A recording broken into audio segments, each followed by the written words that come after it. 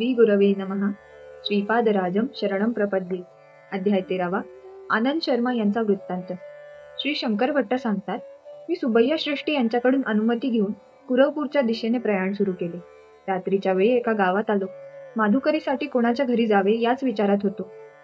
त्याच मार्गावरील एका घरासमोरील ओट्यावर एक ब्राह्मण सुखासीन होऊन शेजाऱ्यांशी बोलत असलेले दिसले.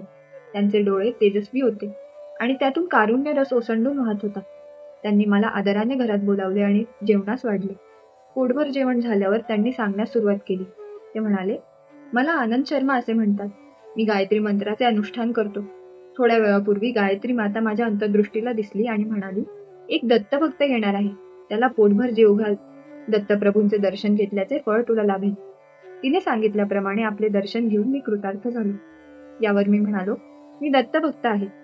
सध्या दत्तप्रभू भूलोकात श्रीपाद श्री वल्लभ या नावारूपाने आहेत. हे ऐकून त्यांच्या दर्शनासाठी मी कुरवपूरला निघालो आहे. माझे नाव शंकर भट्ट आहे. मी कर्नाटकी ब्राह्मण आहे. कण्वमुनी आश्रम कथा. माझे बोलणे ऐकून आनंद शर्मा हसले व म्हणाले, आमच्या वडिलांनी माझी मुंज केली तेव्हा एक अवधूत आले होते. आमच्या घरातील सर्वांनी त्यांची उत्तम प्रकारे सेवा केली. गायत्री मंत्रानुष्ठानाबद्दल त्यांनी बऱ्याच गोष्टी सांगितल्या. पेंचलकोन भागातील श्री नृसिंहाचे दर्शन घेण्याचा त्यांनी आदेश दिला. माझे वडील मला पेंचलकोनला घेऊन गेले. तेथे नृसिंहाचे दर्शन घेतल्यावर ते ध्यानस्थ झाले. ते ध्यान सकाळपासून रात्रीपर्यंत चालू होते. मला भीती वाटली व भूकही लागली होती. कोणी एका अनोळखी गृहस्थाने मला जेवण आणून दिले. तो महात्मा मला घेऊन दुर्गम असलेल्या जंगलातून एका डोंगरातील गुहेत गेला आणि तेथे तो अंतर्धान पावला. त्या गुहेत एक वृद्ध तपस्वी बसलेले होते. त्यांचे डोळे अग्निगोलकाप्रमाणे लाल होते. 101 ऋषी त्यांची सेवा करीत होते. ते वृद्ध तपस्वी स्वतः कण्वमुनी होते. ही त्यांची तपोभूमी असून सेवा करणारे त्यांचे शिष्य होते. ते युवक दिसत असले तरी हजारो वर्षाचे त्यांचे वय आहे. अवधूत रूपातील श्री दत्तप्रभूंचे दर्शन घडल्यामुळे ते येथे येऊ शकले होते. मला संभ्रम पडून मी आश्चर्यचकित झालो आणि तोंडातून एक शब्दही निघेना. शरीर कापू लागले. तेवढ्यात कण्व महर्षी म्हणाले, सध्या दत्तप्रभू पीठिकापुरमला श्रीपाद श्री वल्लभांच्या रूपात आहेत. आमच्यावर जरा कृपादृष्टी पडू द्या असे त्यांना कळवा. तुला लवकरच श्रीपाद श्री वल्लभांच्या पादुकांचे दर्शन होऊ दे. असा आशीर्वाद देऊन त्यांनी माझ्या डोक्यावर आपला वरदहस्त ठेवला. मी क्षणभरात वडिलांजवळ आलो. त्यांची समाधी उतरली होती. त्यानंतर आम्ही आमच्या गावी आलो. मला कण्व महर्षींच्या आश्रमात आलेला अनुभव, श्री दत्तप्रभूंचा नवा अवतार पीठिकापुरात आहे, हे सुद्धा मी माझ्या वडिलांना सांगितले नाही. राजमहेंद्री जवळील पट्टसाचला पुण्यक्षेत्र. काळ चालला होता. कण्व महर्षीच्या आशीर्वादाने मला ध्यानात पादुकांचे दर्शन होत असे. एकदा आमच्या घरी काही नातेवाईक आले. त्यांना पुण्यनदीत स्नान करून पुण्यक्षेत्रांचे दर्शन घेण्याची इच्छा होती. त्या नातेवाईकांनी माझ्या वडिलांना त्यांच्याबरोबर येण्याचा आग्रह केला. तो त्यांनी मान्य केला व मला सुद्धा यात्रेसाठी बरोबर घेतले. राजमहेंद्री हे गोदावरी नदीच्या तीरावरील एक महापुण्यक्षेत्र आहे. राजमहेंद्रीच्या उत्तर दिशेस असलेल्या डोंगरावर काही ऋषी तपस्या करीत होते, तर काही पूर्व दिशेस असलेल्या पर्वतावर तपश्चर्या करीत होते. राजमहेंद्रीपासून थोडे दूर असलेले पट्टसाचला पुण्यक्षेत्र गोदावरीच्या मध्यावर आहे. महाशिवरात्रीच्या या शुभ दिनी काही ऋषी पट्टसाचला या क्षेत्री येत, तर काही ऋषी राजमहेंद्रीतील कोटलिंग क्षेत्रात वेदांचे स्वस्ती वाचन करीत. हे ऋषी परस्पर मध्य भागामधून पूर्वेकडून येत. पश्चिम, उत्तर आणि दक्षिणेकडून येणारे ऋषीगण येदुरुलपल्ली या गावी जमत असत. या येदुरुलपल्ली ग्रामास अगदी जवळ असणाऱ्या मुनिकुडली ग्रामामध्ये विश्राम घेऊन परस्पर चर्चा करीत. माझ्या भाग्याने माझ्या वडिलांबरोबर मी मुनिकुडली ग्रामाचे दर्शन घेऊ शकले. ही शेवटी श्री दत्तप्रभूंचीच लीला. कलियुगात श्री दत्तात्रयांचे प्रथम अवतरण श्रीपाद श्री वल्लभ. तेथे जमलेले ऋषीगण अत्यंत गहन असणारा वेदांत विषय, योगशास्त्र, ज्योतिषशास्त्र यांच्या चर्चेत संमिलित झाले होते. या चर्चेत भाग घेणारे सर्व महर्षी मुक्त कंठाने श्रीपाद श्री वल्लभ पीठिकापुरममध्ये अवतरित होऊन कलियुगातील संपूर्ण प्रथम दत्तावतार आहेत असे घोषित करीत होते. भौतिक स्वरूपात त्यांचे दर्शन घेण्यासाठी सोय नसणारे ध्यानाच्या प्रक्रियेतून त्यांच्या हृदयामध्येच दर्शन करीत होते. हा अवतार अत्यंत शांतमय असून करुण रसाने परिपूर्ण आहे असे ते म्हणाले. माझे वडील मला पीठिकापुरमला घेऊन गेले. आमच्याबरोबर आलेले पंडित वृंद पादगया तीर्थात स्नान करून कुक्कुटेश्वर मंदिरामधील विविध देवतांचे दर्शन घेऊन पूजा करून वेदांचे पठण करून श्री बापन्नाचार्युलूंच्या घरी जाण्यास निघाले. श्री बापन्नारिलू, श्री अपराज शर्मा त्या पंडित वृंदाबरोबर वेदस्वस्ती वाचन करून आम्हाला भेटले. ते दृश्य अत्यंत मनोहारी होते. असे दिव्य भव्य दृश्य पाहावयास मिळणे हे सुद्धा पूर्वजन्माचे सुकृतच. श्रीपाद प्रभूंचे दिव्य मंगल स्वरूप वर्णन. आम्हा सर्वांसाठी श्री बाप्पा नारिवलूंच्या घरी मेजवानीचा थाट केला होता. त्यावेळी श्रीपादांचे वय 5 वर्षाहून कमीच होते. सुकोमल लहान वयाचा तो दिव्य शिशू अत्यंत तेजोवंत, वर्चस्वी, सुंदर, अजानुबाहू, नेत्रद्वयातून अनंत प्रेम करुणा भरून असलेला असा होता.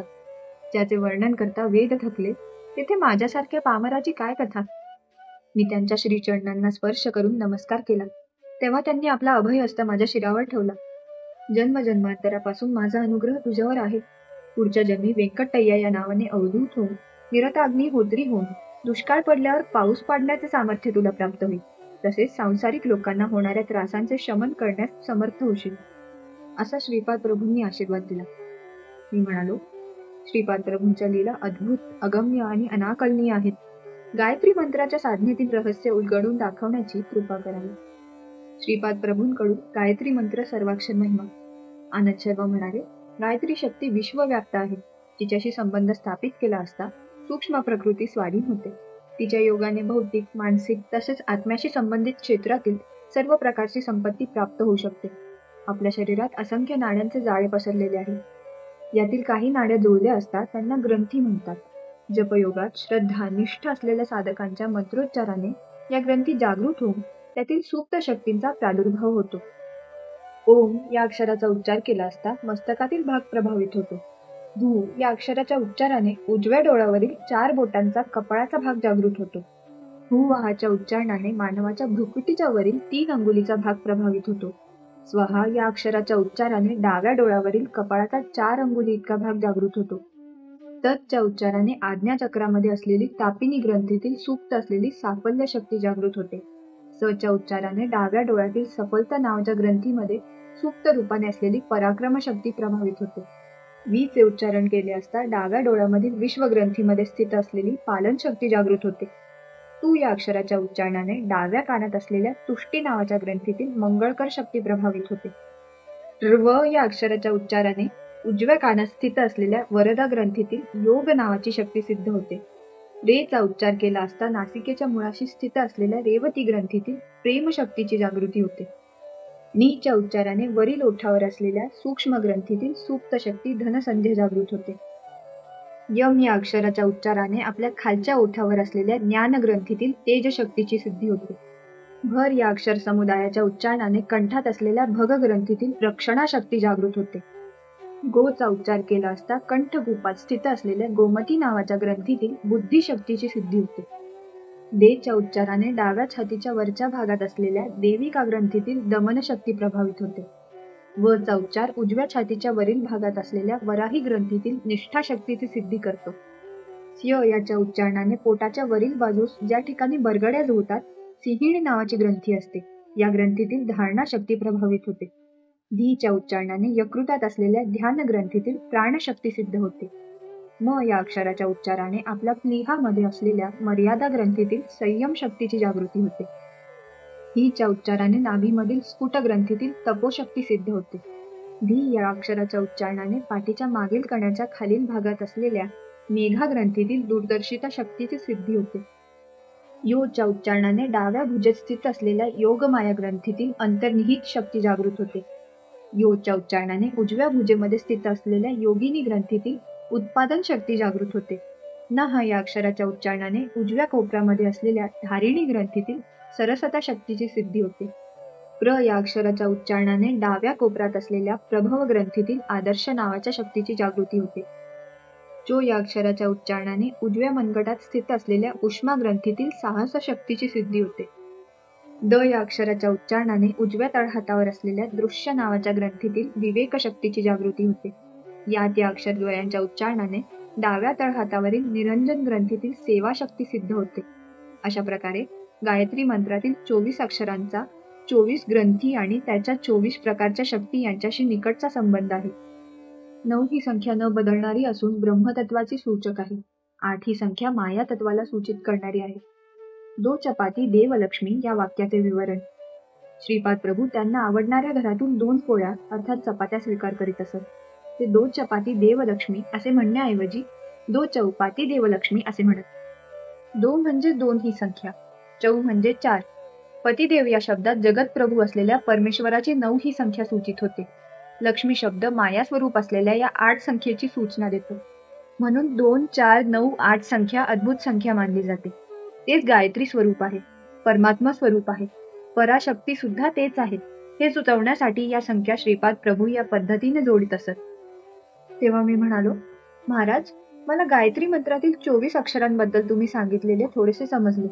9 ही संख्या परमात्मा स्वरूप म्हणता व 8 ही संख्या माया स्वरूपाची म्हणता, हे मला तेवढेसे समजले नाही. नवम संख्या विवरण. आनंद शर्मा म्हणाले, अरे शंकर भट्टा, परमात्मा या विश्वाचा अतीत आहे. तो कोणत्याही परिवर्तनाने बाधित होत नाही. 9 ही संख्या विचित्र आहे. 9ला 1ने भागल्यास 9च येतात. 9ला 2ने गुणल्यास 18 येतात. 1 आणि 8ची बेरीज 9च येते. 9ला 3ने गुणल्यास 27 ही संख्या येते. 2 आणि 7ची बेरीज 9च येते. या प्रकारे कितीही संख्येने गुणले आणि येणाऱ्या संख्येचे आकडे एकत्र केल्यास 9 हीच संख्या येते. त्यामुळे 9 ही संख्या ब्रह्मत्व सुचवते. गायत्री मंत्राचे विवरण. गायत्री मंत्र हा कल्पतरूप्रमाणे आहे. यातील ओंकार भूमीतून वर येणारा कोंब मानला जातो. भगवंत आहे याचे ज्ञान, परमेश्वरावरील निष्ठा ओंकाराच्या उच्चारणाने येते. हा कोंब 3 शाखांमध्ये भू, भुवः, स्वः याच्या रूपाने वाढतो. भू आत्मज्ञान मिळवून देण्यास समर्थ आहे. भुवः जीव शरीर धारण करतो तेव्हा करायचा कर्मयोग सुचवतो. स्वः समस्त द्वंद्वाला स्थिरत्व देऊन समाधी स्थिती देण्यास समर्थ करतो. भू या शाखेतून तत्सवितु वरेण्यम या उपशाखा उद्भवल्या. शरीरधारकाला जीवाचे ज्ञान करून देण्यास तत् उपयोगी आहे. शक्तीला समुपार्जन करण्यासाठी किंवा मिळवण्यासाठी सवितू याचे सहकार्य होते. वरेण्यम मानवाला जंतू स्थितीतून दिव्य स्थितीला जाण्यास सहकारी होतो.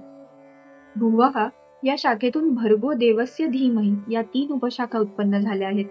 भर्गो निर्मलत्व वाढवतो. देवस्य देवतांनाच केवळ साध्य असलेली दिव्य दृष्टी मिळवून देतो. धीमहीने सद्गुणांची वृद्धी होते.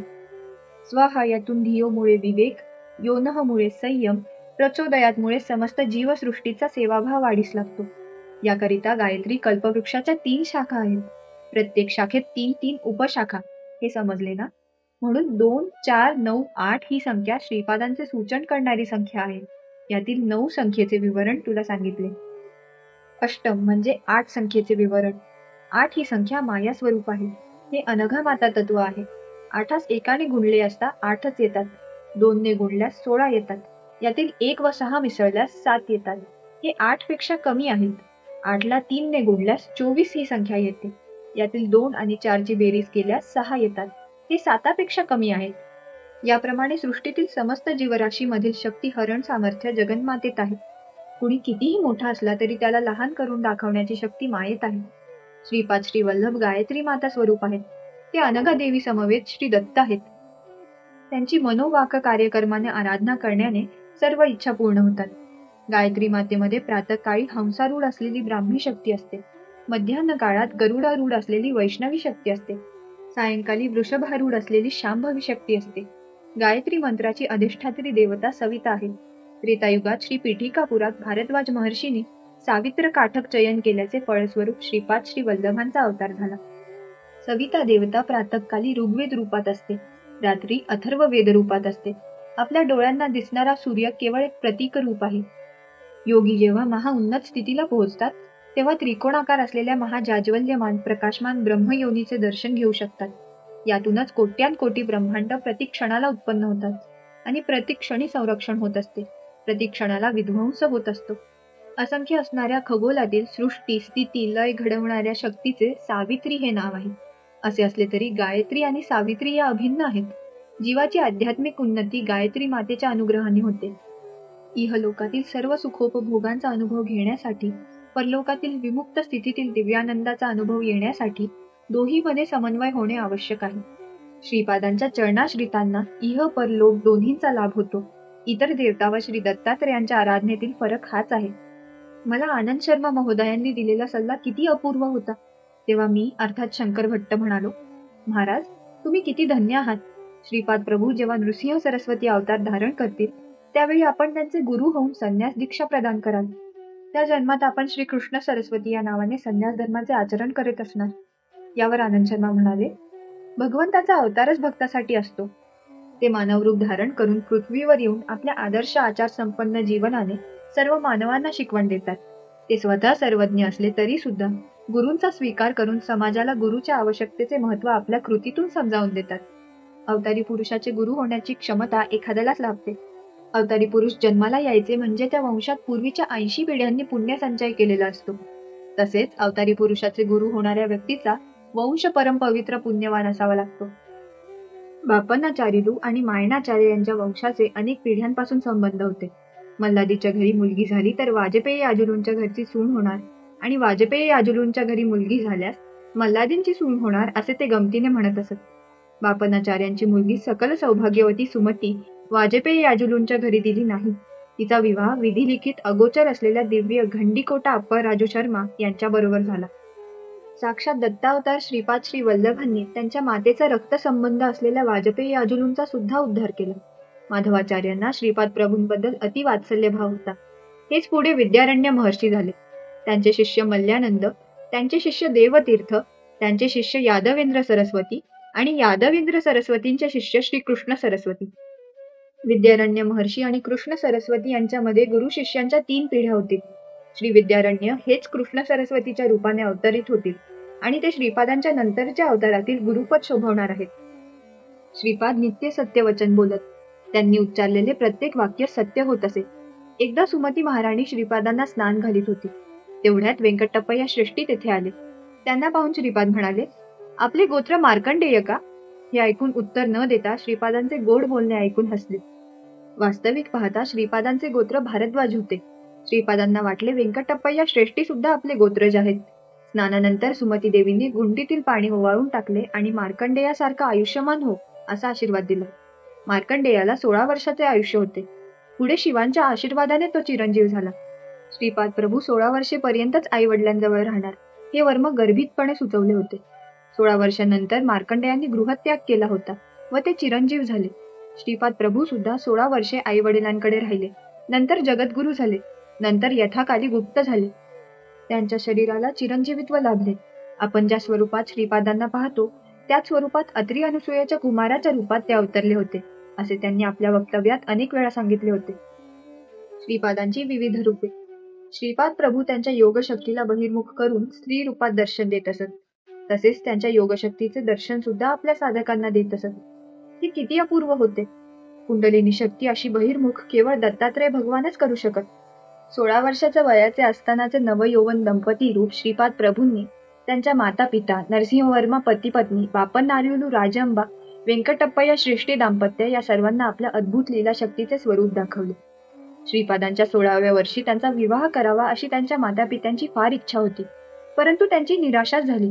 श्रीपादांनी सुमती मातेस अवधूत रूपात दर्शन दिले होते तेव्हा सांगितले होते, माते, तुझा मुलगा 16 वर्षाचा होईपर्यंत तुझ्या जवळ राहील. त्याच्या विवाहाचा संकल्प केला तर तो ऐकणार नाही, गृहत्याग करून निघून जाईल. त्यासाठी त्याच्या मनाप्रमाणे वागावे. श्री अनघा दत्त हे आदि दाम्पत्य आहे. त्यांना जन्म मरण नाही. ते सर्वदा लीला विहार करतात. ते श्रीपाद वल्लभांच्या रूपात, नृसिंह सरस्वतींच्या रूपात, स्वामी समर्थांच्या रूपात अर्धनारीश्वर होऊन राहतील.